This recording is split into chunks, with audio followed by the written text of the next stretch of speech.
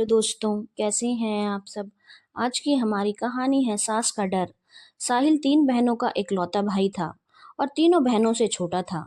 उसके घर में सब उसके ऊपर जान छिड़कते थे। बहुत मन्नतों से जो पाया था साहिल को उसके माँ बाप ने। उसकी तीनों बहनों की शादी हो चुकी थी और अब साहिल की शादी की बारी थी। पर साहिल की शादी से पहले उसके माँ बाप बहुत घबरा रहे थे। उनके घबराने का मुख्य कारण यह था कि उन्हें लगता था साहिल उनका इकलौता बेटा है। पता नहीं कैसी लड़की उसकी जिंदगी में आ जाए, कहीं उसकी जिंदगी खराब ना कर दे। यही सोच सोच कर वह परेशान होते थे और उसकी बहनों का भी यही काम था। दिन भर मम्मी पापा से यही बोलना कि सोच समझ कर बहू लाना। आजकल की लड़कियां बड़ी तेज होती हैं, मौका पाते ही भाई को अपने कब्जे में ले लेगी और आप हाथ मसलते रह जाओगे। आप दोनों को घर का नौकर बनाकर रख देगी। एक तो वह लोग खुद डरते थे, ऊपर से उनकी बेटियां उन्हें और डरा देती थी कि यदि कोई गलत लड़की घर में आ गई तो सारा घर बर्बाद कर देगी और सबसे ज्यादा नुकसान तुम्हारे लाडले बेटे और हमारे लाडले भाई का होगा। भले 2 साल देर हो जाए, लेकिन जल्दबाजी में कोई फैसला मत लेना। साहिल की शादी की उम्र हो चुकी थी, उसके सारे दोस्तों की शादी भी हो चुकी थी और उसके माँ बाप के डर की वजह से उसकी शादी नहीं हो रही थी। जबकि वह घर का इकलौता वारिस था, अच्छा कमाता था, देखने में बहुत सुंदर था और रिश्तों की कोई कमी भी नहीं थी। फिर भी माँ बाप का डर इसका मुख्य कारण था। एक दिन साहिल की बुआ घर आई थी। उसने अपनी भाभी को समझाया, देखो भाभी, तुम्हारा डर तो मैं समझ रही हूँ, लेकिन क्या इस डर के कारण तुम अपने बेटे की शादी नहीं करोगी? तुम्हारे बेटे के सारे दोस्तों की शादी हो चुकी है। क्या उसका मन नहीं करता होगा कि उसकी भी शादी हो जाए? लेकिन तुम अपने डर के कारण कितना सोच रही हो। साहिल की माँ ने कहा, हाँ, आप बोल तो सही रही हैं और अब साहिल की शादी हो जानी चाहिए। पता नहीं क्यों मन में एक अनजाना सा डर है कि कहीं हमारे बेटे के साथ कुछ अनहोनी ना हो जाए। तो साहिल की बुआ ने बोला, क्या तुमने अपनी बेटियों की शादी नहीं की थी? भाभी, उन्हें भी तो अनजान लड़कों के साथ विदा किया था। भाभी, आज आपकी सारी बेटियां अपने अपने घरों में खुश है ना? किसी के साथ कोई अनहोनी नहीं हुई। यह सब नसीबों की बात होती है। यदि नसीब खराब होगा तो आप लाख सोच लो, रोक नहीं पाओगे, और यदि नसीब अच्छा है तो कुछ बुरा नहीं होगा। तो इतना सोचो मत, एक अच्छी सी लड़की देखकर साहिल की शादी करो, उसकी उम्र निकल रही है। साहिल की बुआ ने बोला, आप बोलो तो एक लड़की मेरे नजर में है, बहुत ही मासूम प्यारी सी लड़की है, आपको एक नजर में भा जाएगी। वैसी लड़की आज के जमाने में मिलनी मुश्किल है। मेरे ससुराल के रिश्ते की है, बोलो तो बात चलाऊं? साहिल की माँ ने बोला, अच्छा ठीक है, आप बात आगे बढ़ाइए। और बुआ ने लड़की वालों से बात चला दी। धीरे धीरे बात आगे बढ़ी। एक एक करके साहिल के माता पिता और सारी बहनों ने लड़की को देखा। सच में लड़की बहुत ही प्यारी, मासूम और खूबसूरत थी और अच्छी खासी पढ़ी लिखी भी थी, हर तरह से योग्य थी। लड़की सबको लड़की बहुत पसंद आई और साहिल की माँ को लगा बस यही लड़की हमारे घर की बहू बननी चाहिए और शादी तय हो गई। लड़का लड़की की सगाई करके 3 महीने बाद शादी की तारीख पड़ी। अब साहिल की सगाई हो चुकी थी और उसके माँ बाप का डर और ज्यादा उनके ऊपर हावी हो चुका था कि अब तो साहिल की शादी हो जाएगी। पता नहीं अब हमारा बेटा हमारा रहेगा या नहीं, पता नहीं बहू से हमारे करीब रहने देगी या कहीं उसे लेकर अलग ना हो जाए, और ना जाने क्या क्या। ऊपर से साहिल की तीनों बड़ी बहनें समय समय पर फोन करके माता पिता को और भी ज्यादा डराती रहती हैं, जो कि आग में घी डालने का काम कर रहा था। कभी बोलती, थोड़ा दबा कर रखना, नहीं तो तुम्हारे इकलौते बेटे को लेकर फुर हो जाएगी। कभी बोलती, ज्यादा प्राइवेसी मत देना, नहीं तो तुम्हारे खिलाफ ही भड़काएगी।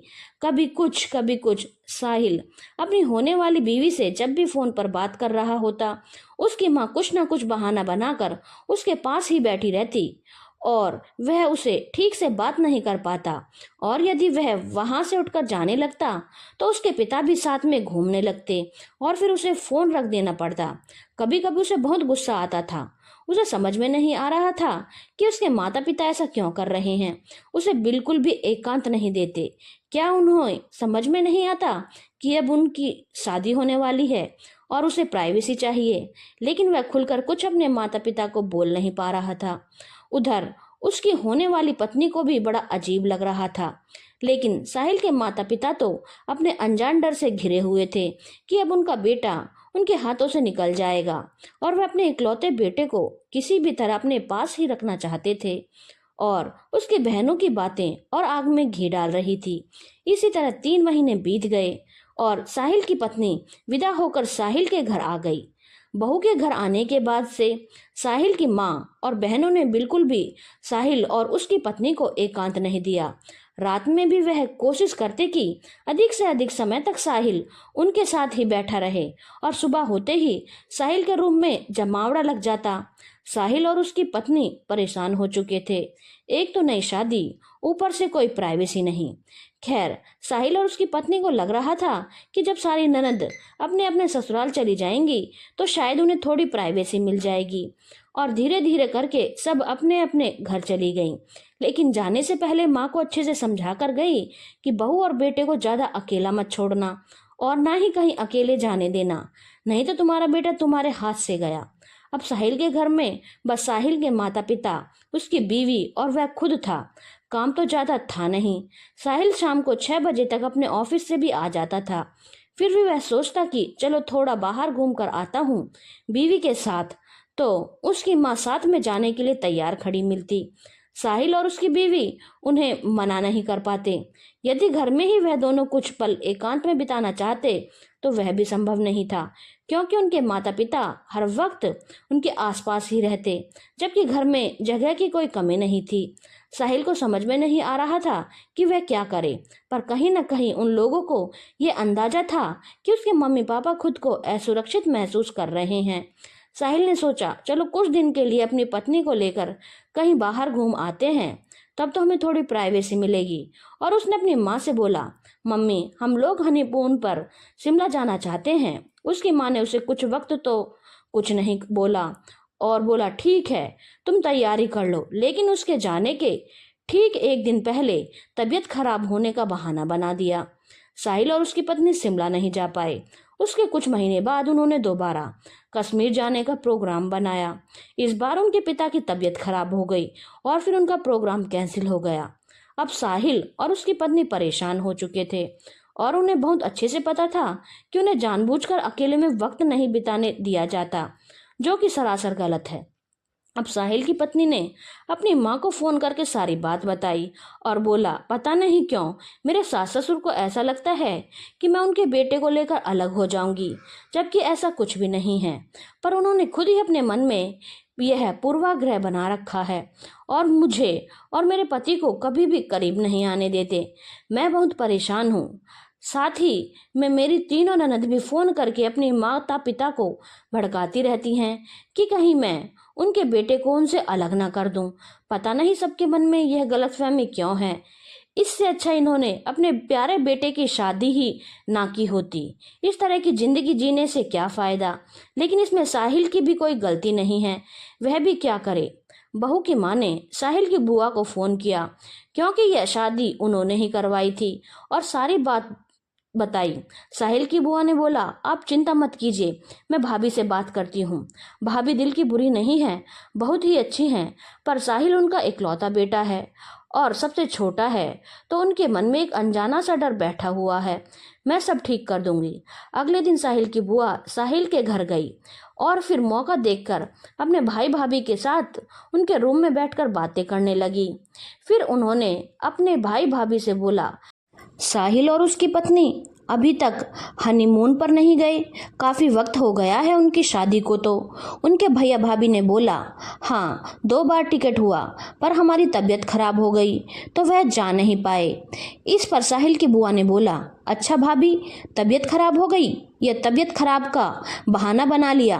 क्या मैं आप लोगों को जानती नहीं? आप लोग अभी भी अपने इस अनजाने भय में जी रहे हैं कि आपकी बहू कहीं आपके बेटे को आपसे छीन न ले। अगर ऐसा ही सोचते रहोगे तो आपके बेटे का घर कैसे बसेगा, बल्कि इस वजह से जरूर आपके बेटे बहू आपसे दूर हो जाएंगे।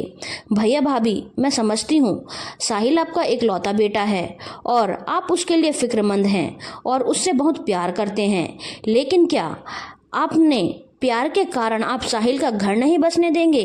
क्या आपने अपनी बेटियों की शादी नहीं की? क्या आपकी बेटी अपने पतियों के साथ एकांत में समय नहीं बिताती? क्या उनकी सास यही करती है जो आप कर रही हैं? भाभी, वैसे तो आपकी बहू बहुत समझदार है, मैंने बचपन से देखा है उसे, लेकिन अगर आप लोगों का यही हाल रहा तो वह भी कितने दिनों तक समझदारी दिखाएगी? उसे भी तो अपनी जिंदगी शुरू करनी है। अगर आप लोगों ने अपने में सुधार नहीं लाया तो हो सकता है सच में वह साहिल को लेकर अलग हो जाए, और वजह आप लोग खुद होंगे। और रही बात, आप अपनी बेटियों की बातों में आकर अपने बहू को अपने बेटे से दूर रख रही हैं। क्या यह अच्छा लगता है? क्या आपकी बेटी अपने पतियों के करीब नहीं रहती? क्या मैं और आप अपने पतियों के करीब नहीं हैं? तो फिर उन दोनों के साथ यह नाइंसाफ़ी क्यों? क्या उनकी कोई इच्छा और भावनाएं नहीं हैं? जरा सोच कर देखिए। मानती हूँ कि बहनों को भाई से बहुत प्यार है और वह चाहती हैं कि उनका भाई हमेशा उनके लिए साथ खड़ा रहे, लेकिन क्या इसके लिए वह अपने भाई का घर नहीं बसने देंगी? क्या उन्होंने किसी की भाई से शादी नहीं की? मानती हूँ आप दोनों को अपने बेटे से बहुत प्यार है, तो क्या आप नहीं चाहते कल को आपके बेटे का परिवार भी आगे बढ़े? आपकी छोटी बेटी भी तो अपने सास ससुर की इकलौती बहू है और उसकी भी तो 2 ननद है, तो क्या वह अपने पति के करीब नहीं रहती? क्या उसकी सास और ननद उसके साथ यही करती हैं जो आप कर रही हैं? क्या वह अपने सास ससुर को छोड़कर अपने पति को अलग लेकर हो गई? नहीं नहीं ना, यह सिर्फ आपका पूर्वाग्रह है और कुछ नहीं। और भैया, आप भी औरतों को तो समझ में आता है, आप भी अपनी पत्नी और बच्चियों के कहने पर इस तरह की हरकतें करने लगे। आपको तो उन्हें समझाना चाहिए। कैसे भूल गए आप कि आप भी अपने माता पिता के इकलौते बेटे हैं? क्या आपने अपने माता पिता को छोड़ दिया था अपनी पत्नी के लिए? नहीं ना, तो आपका बेटा ऐसे कैसे करेगा? साहिल के माता पिता के पास इन सारी बातों का कोई जवाब नहीं था। उसके बाद साहिल की बुआ ने अपनी तीनों भतीजियों को फोन करके अच्छी झाड़ लगाई और बोला, कैसी बहनें हो तुम जो अपने भाई का घर नहीं बसने दे रही? क्या तुम्हारे माँ बाप जिंदगी भर बैठे रहेंगे? कल को मायके भाई भाभी के पास ही तो आओगी, तो क्या उनसे दूरियां बना रही हो तुम सब?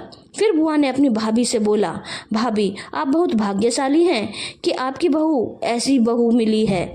अगर इसकी जगह कोई और लड़की होती तो अब तक काफ़ी हंगामा कर दिया होता, लेकिन उसने समझदारी से काम लिया और इतने दिनों के बाद अपनी माँ को यह सारी बातें बताई और उसकी माँ ने मुझे, सुधर जाओ भाभी, तुम्हारा ही भला होगा।